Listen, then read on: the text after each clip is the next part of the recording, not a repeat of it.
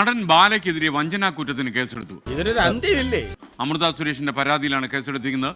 Divorce പെറ്റീഷന്റെ 5-ാം page കൃത്രിമമായി ഉണ്ടാക്കിയെന്നും കൃത്രിമ ഒപ്പ് രേഖപ്പെടുത്തിയെന്നുമാണ് ഇപ്പോൾ പറയുന്ന പരാതി. അയ്യോ ഞാനോ മനസ്സാ വാചാ കർമ്മണ വേണ്ട ഉരുളണ്ട പറലണ്ട. ഇപ്പോൾ എന്താ സെൻസേഷനലൈസ് ചെയ്യപ്പെട്ട ഒരു വാർത്തയുടെ തുടർച്ചയാണ്. അതായത് നടൻ ബാലയ്ക്കെതിരെ വഞ്ചനാക്കുറ്റത്തിന് പരാതി. ആ പരാതി നൽകിയിരിക്കുന്നത് മുൻ ഭാര്യ അമൃത സുരേഷാണ്. തോന്നി അതങ്ങനെ വരൂ, അതങ്ങനെ സംഭവിക്കൂ. കോടതിയിൽ സമർപ്പിച്ച രേഖകളിൽ വലിയ കൃത്രിമം ബാല കാണിച്ചിരിക്കുന്നു എന്നുള്ള ഗുരുതരമായ പരാതിയാണ് ഇപ്പോൾ ഉന്നയിച്ചിരിക്കുന്നത് അമൃത. അങ്ങനെ വരാൻ വഴിയില്ലല്ലോ, പക്ഷെ അങ്ങനെ വന്നല്ലോ. നേരത്തെ തന്നെ അമൃതയെയും കുഞ്ഞിനെയും സമൂഹ മാധ്യമങ്ങളിലൂടെ വലിച്ചിഴയ്ക്കുന്നു, ആക്ഷേപിക്കുന്നു, സ്ത്രീത്വത്തെ അപമാനിക്കുന്നു. കുഞ്ഞിന്റെ ജുവനൈൽ ജസ്റ്റിസ് ആക്ട് പ്രകാരവും കേസുണ്ടായിരുന്നു.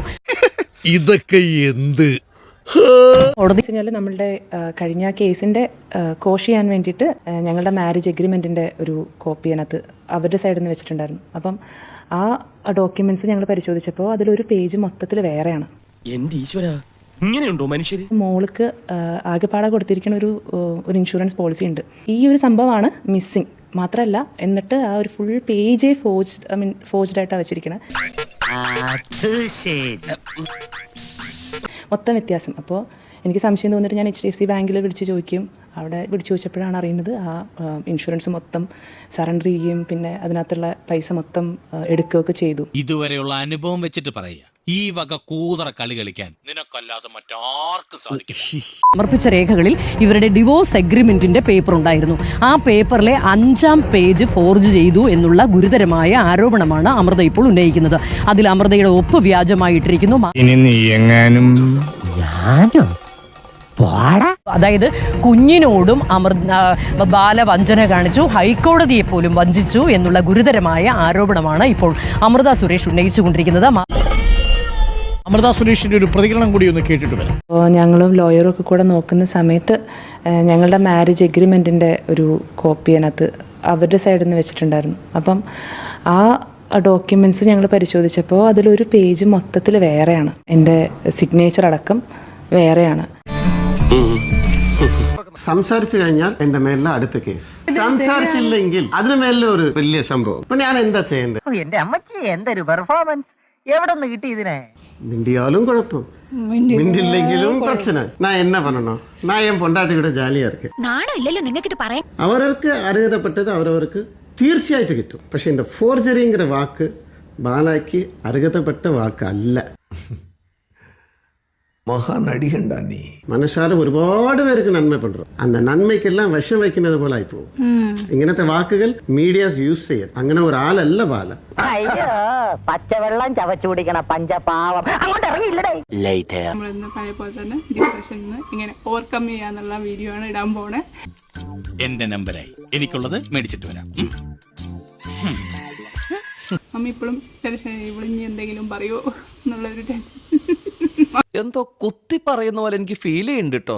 കുത്തിയില്ലല്ലോ, കുത്താൻ പോണല്ലേ ഉള്ളൂ.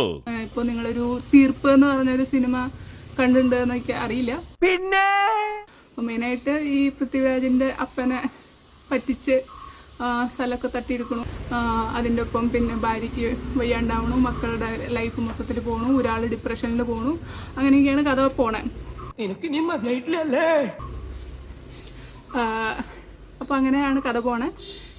ഇടയിൽ കുറച്ച് അക്കാരെ അതേടെ പോയപ്പോൾ ഞാൻ നിർത്തിയതാണ്. ഇതെന്നെ ഉദ്ദേശിച്ചാണ്, എന്നെ തന്നെ ഉദ്ദേശിച്ചാണ്, എന്നെ മാത്രം ഉദ്ദേശിച്ചാണ്. എന്താണ് പുരാവസ്തു വിൽക്കണ കേസൊക്കെയാണ് അതിൽ വരുന്നത്. ഓൾമോസ്റ്റ് നമ്മുടെ ഒരു സിമിലർ കേസ് ഇപ്പം അടുത്തുണ്ടായ ഒരു കേസ്, പുരാവസ്തു ഇത് വിൽക്കണ ഒരു കേസിന് സിമിലാരിറ്റി ആ കേസിന് തോന്നും. ഇവരെ പ്രൊവോക്ക് ചെയ്ത് ഇവരെ കൊണ്ട് അടുപ്പിച്ചിട്ട് അവസാനം പൃഥ്വിരാജനെ മരിക്കണാണ് ലാസ്റ്റ് സീൻ. നമുക്ക് വേറെ ഒറ്റ മാർഗവും ഇല്ല. ഓക്കെ, നമുക്ക് ഇങ്ങനത്തെ നമ്മളെങ്ങാണ്ടും വലിയ ആൾക്കാരനെ ഓക്കെ നമുക്ക് നീതി കിട്ടണമെങ്കിൽ ഇങ്ങനെയൊക്കെ ചെയ്യണമെന്ന് തോന്നും. പക്ഷെ ചെയ്യരുത്. ഈ പറഞ്ഞതിന് വേറൊരർത്ഥം ഇല്ലേ? ആ ചെയ്യരുതെന്ന് പറയാൻ വേണ്ടിട്ട് ഇത്ര വലിയ കഥയൊക്കെ പറഞ്ഞു തന്നത് അങ്ങനെ തോന്നും. സ്വാഭാവികം. എല്ലാരും കൂടെ ശവത്തി കുത്താടാ.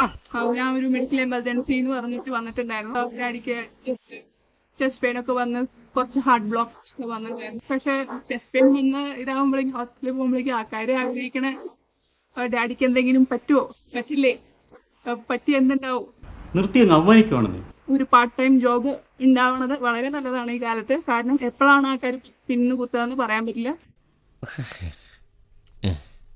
നമ്മൾ ഏറ്റവും സ്നേഹിച്ച ആൾക്കാരായിരിക്കും നമ്മളതിനെ പിന്നെന്ന് കുത്തി നമ്മളതിനെ താഴ്ന്ന് നമ്മൾ നശിച്ചു പോകണമെന്ന് വിചാരിക്കുന്ന ആൾക്കാർ. അപമാനിച്ച് ഞാൻ പോയിക്കോട്ടെ.